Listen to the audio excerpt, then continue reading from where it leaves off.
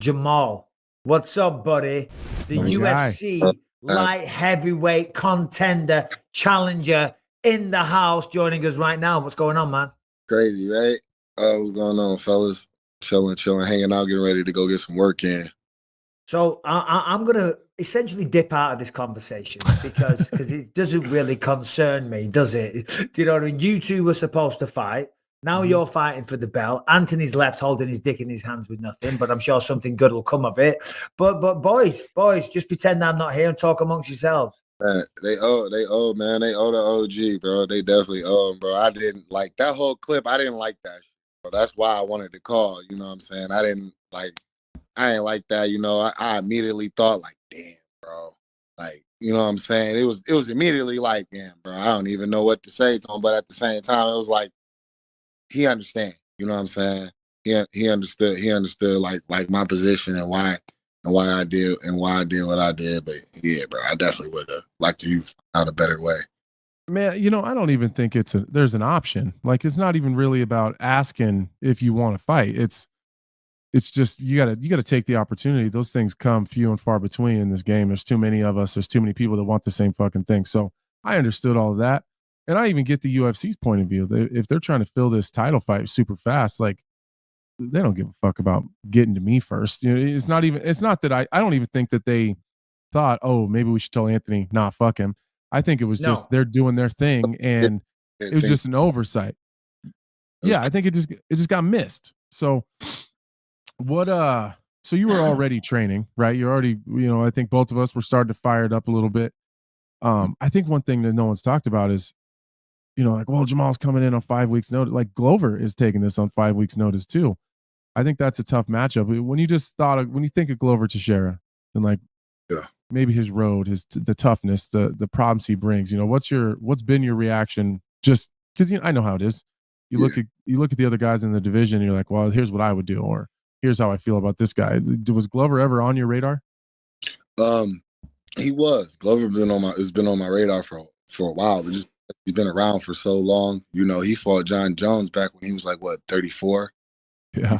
So that was a while ago. That's crazy. A while ago. It's a long time ago. But yeah, he's been around. So I figured just all the guys that's been at the top, I've always just watching the fights, just always visualized being in there, having the moments and things like that. So yeah, he's definitely somebody that I figured that would be, but just how things gone after him winning the belt, the fight with Yuri and everything, I thought it might have been a possibility that we might end up actually missing each other. I guess not. I mean, this is a massive opportunity, Jamal, and I'm not trying to rub it in, Anthony. And I'm sure your opportunity will come again. Who knows? Maybe you two fight for the belt. Maybe he's your first defense. I mean, it doesn't get any bigger. And win or lose, your star is going to explode from this either way, because the amount of media that you're going to do, the main event of a giant pay-per-view. This is as big as it gets in combat sports. You know what I mean? And when you win, it's life-changing as well, because you will forever go down in history as a champion of the world. No one can ever take that away from you.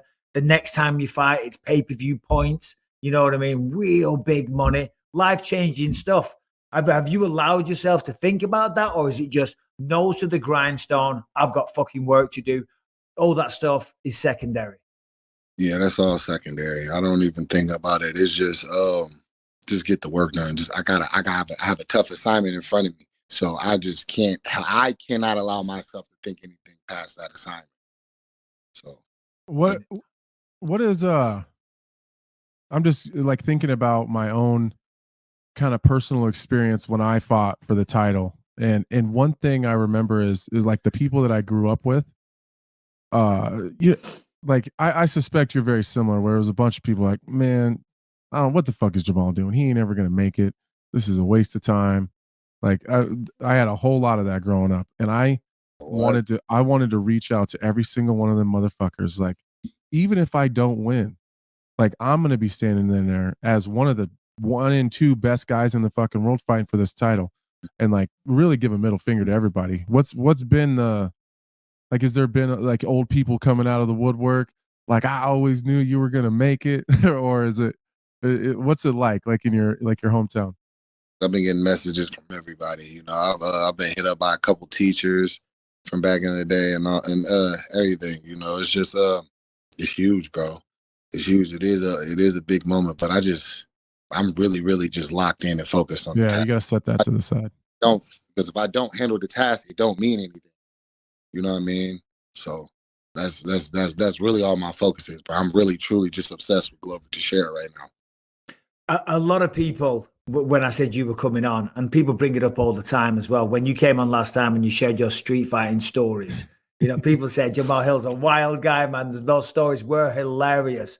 So to go from those days, you know, and I was the same, I'm sure Anthony was the same. And let's be honest, I think a lot of the UFC roster, you know, we're wild guys. We fight, you know what I mean? And now we're turning that into something positive. You're fighting Glover Texeria in Brazil, in his own backyard, you know, that makes it a little sexier in some ways, you know what I mean? Going into enemy territory.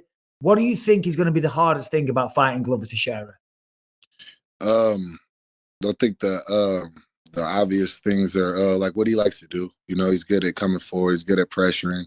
He's good at getting you down. He's good at getting on top of you and smothering you, beating you up, and going to get a finish. So that's the challenge. You know, the challenge is to neutralize and insert myself. Yeah, there's no secrets with Glover. You know what I mean? I think that's the toughest thing and the easiest thing about Glover Texeria. Like, I don't think there's too many people out there that think that Glover Texeria is going to stand in front of Jamahal Hill for any amount of time and be super safe. I don't think anybody believes that. You know, but he's gonna come. He's gonna come and try to take you down. He's gonna try to get on top. He's got nasty pressure and whatever. But you know what you're getting yourself into. But I also think you have an opportunity to maybe be a little bit more surprising. Does that make a lot of sense? Like, he's too old and too far, and I don't mean that in a disrespectful way, but he's too far along in his career to change anything in 5 weeks. There's there's surprises and other things that you can bring to the table. And obviously there's no secret. I'm going to be coming to hang out in Michigan a little bit and wild.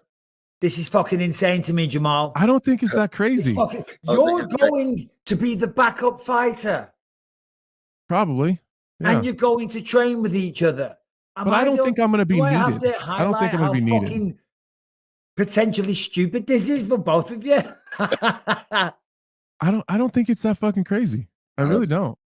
Either. No, I'm joking. No, you're not. The point of us linking up is to improve, to get better. You know what I mean? So that's what. Yeah. Well, think about this. I'm a different guy every 6 months. Jamahal is a different fighter every time I've seen him fight. So like, I don't suspect that we're going to bring the same things to the table, but I also don't think that we're going to be in these training sessions trying to take each other's heads off as far as that stuff goes. Like, it's very specific and it's very, you know, it's more my insight on my experience with Glover. There's not a lot of there's no secrets there. You know what I mean? There's some intricacies and some small things that Glover does different, and things that I thought I seen that weren't there, and things that were there that I never seen until I was in there with him. But as far as you know, I'm not trying to go in there and fight with Jamahal. You know what I mean? Like, that would be a waste of time for both of us. I think when it comes to just getting better, and to be very honest with you, when Jamahal and I were in New York, Mike, I realized then that we're much more alike than I thought to begin with. It's, you know, like, you would think we'd be talking about, you know, we had a couple drinks and I don't know what people would imagine we talked about. But we're like two dads, you know, like we're just two dads. So we talked about our kids a bunch. We talked about just life and, you know, it's like fighting, but more on like a technical part. You know what? Like, we kind of nerded out on the fight game, like talking about other people and their games. We just two fucking nerdy dads in a bar. That's what it was. That was good. I enjoyed that time, bro. I enjoyed that conversation. Look, listen, of course, I'm kidding. There's no better training partner on planet Earth than someone in your weight class who's one of the best in the world. So I was just busting balls. Let me ask you a question, Jamahal. You're in the fight with Glover Texeria. You know, it's going well. You're doing good. In round 4, or maybe even round 5, I forget what it was, he knees you in the head when you're down. You're on the ground. And all you've got to do is stay down, right? And you become champion of the world. do you stay down or do you get up and fight like a man? Oh man, I got to fight, bro. I got it would depend on the knee. You know what I mean? Like, definitely would depend on the knee, but for the most part, I want to fight. You know what I mean? I want to be crowned champion off of a highlight. Yeah, no, I know. I'm just taking the piss out of Anthony and what happened with John Jones. Yeah. Coming into this, I think How to make you rethink that shit all the time, bro. Always. No. His decision, man. Come on, dog. No. He did the right thing because we're fucking men. You don't want to win like that. We're just teasing. I think this fight everyone knows, and I'm sure you know, and I'm sure Glover knows the power that you have in your shots is fucking ridiculous. You know what I mean? You have been knocking people the fuck out lately. Is that how you see this fight? Stop the takedown, stay at range, and you've kind of got this one in the bag. I think that is one road to victory. You know, I think I could also just wear him down, wear him out. You know, he starts to gas. He makes mistakes. He makes big mistakes. You know what I mean? I mean, obviously, you know, after talking to Anthony, I'm not putting too much stock in the last fight that Glover had. You know, because I obviously know he's going to come better. He's going to prove. He's going to watch. I know the type of bitter taste that could have left. So, yeah, I'm just excited. Like, I'm really just excited for the challenge. I want to get in and see. I want to get in and see what the pressure. I want to get in and see if he can truly hold me down. That doesn't mean I'm going to give you those things, but I'm excited for the challenge. Man, you know, I'm really impressed by what he just said. Mike, I very casually in passing on the phone said something to Jamahal. We were talking a little bit about the Glover Yuri Prohaska fight. And I made the mistake of looking at some of Glover's past fights and being like, oh, that's going to be there. Like and then when I got there with them, it kind of wasn't there. And at the beginning, it was kind of one-way traffic. I was kind of doing whatever I wanted in the first 2.5 or 3 rounds. But, you know, it was COVID times. I gassed. The pace was too high, like whatever. But I said to Jamahal, don't expect Glover to make the same mistakes twice. Like he's not going to, like the Prohaska fight is probably an outlier. Like it's going to be tougher than that. If that Glover Texeria shows up, I think Jamal's got a pretty easy road ahead of him. But I don't suspect that that's going to be the guy that's going to show up. He's going to be motivated. This is his last shot. This is going to be the toughest Glover Texeria you're going to see in a while because he knows this is Brazil. This is his home country. This is, you know, he's in his 40s. This is his last opportunity. He loses, that's it. So, but I like that Jamahal like just picked up on that. Like, okay, we can't look at the Prohaska fight and think that he's going to be jumping guillotines if he gets you hurt. You know what I mean? Like little shit like that. Or just like the little overextensions that he did that got him rolled over and got him reversed. You know, things that kept him on the bottom, like just thinking you could just sit up and wrestle up or wrestle down. You know, he does things that if you identify and you attack right away, I believe I can. You know what I mean? I believe I can beat. Well, of course, and rightly so, because that's why you got this opportunity. Talk me through that moment, though. I mean, listen, as fighters, you know, we work our way up on the regional scene. We all start off flat fucking broke. We get to the UFC. We start making some money. We win some fights. Maybe you lose one here and there, but you crawling and climbing your way up. And then you get that fucking phone call from Dana White or whoever it was that called you and said, yo, title fight, Brazil. Talk me through that emotion when you got that phone call.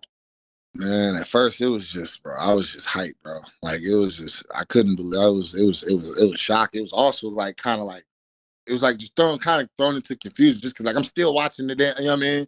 You still see the dude, still see them on TV. You know what I'm saying? So it's like, oh shit. You know what I mean? But like my first thought was like, hell yeah. Like I can't pass this up. You know, yeah, just yes. I said yes maybe like 6 or 7 times. Just yes, yeah, hell yeah. Yeah. But then then I, you know what I mean, then I asked for the contact so I could reach out to Anthony. And then I called my team. You know, and I put them to task, and then I started reaching out to people, reaching out to just to get a different element into the camp, you know. Yeah. Who you all reach out to? I reached out to Brunson actually reached out to me, so he said he was willing to come out and work on some single legs. That's a good one. That's a good training partner. Yeah. Bilal. I talked to Bilal. Aljo. So I'm gonna have some talks with Aljo as well. And the main thing was making sure we had time for my head instructor, my head jiu-jitsu instructor to be able to come up and have more time, you know, here, because he lives in Indiana, where our headquarters gym is based out of Indiana. And so yeah, get more time in with him and get him in, and we're on point. So basically, it's an all-star team. You got 5 weeks. You're in shape anyway.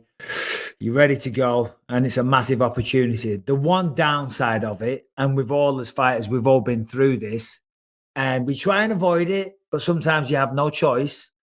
A training camp over Christmas. Now, this is a little different for you because you're training for a world title fight. So who gives a fuck about a turkey dinner or whatever? You know what I'm saying? But like, you know, so but like Christmas, I won't go.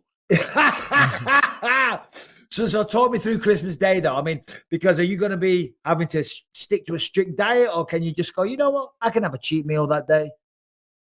I work hard, so you know, my weight's coming down. I've actually been talking. I consulted. I gotta I'm getting with a nutritionist. Ooh, okay. I'm gonna implement that into my game, and just trying to feel.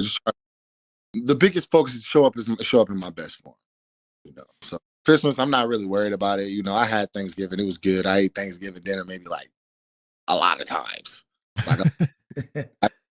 like enough, you know, because I knew I was going to have to eventually get ready. I was already locking in to get ready for me and Anthony's fight and things like that. So I was already like kind of like, all right, Christmas, whatever, you know.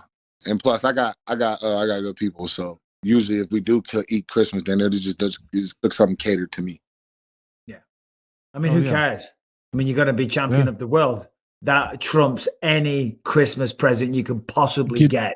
You could do your own fucking Christmas afterwards. Yeah, like, right. Once a month for 6 months, we're doing fucking Christmas because I'm the champion of the goddamn world.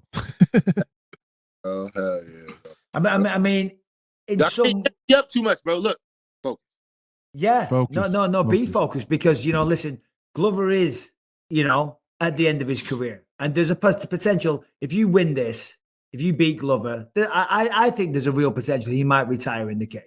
You know what I mean? Because it would be the perfect send-off, because as champ, he never got to fight in Brazil. You know what I mean? So I'm sure it's going to be emotional for him, but it's going to be a tough fight. He ain't no walk in the park for anybody. You know what I mean? The man was a champ for a reason. Who did he beat? Who did he take the belt off? Jan. Yeah. Blachowicz. Yeah. Took the belt off Jan, made it look fucking easy. You know what I mean? So he's a tricky customer. Wait, question. I got a question. All right. In details, from what you've seen from Jan, what did Jan do wrong? Jan? What did Jan do? Yeah.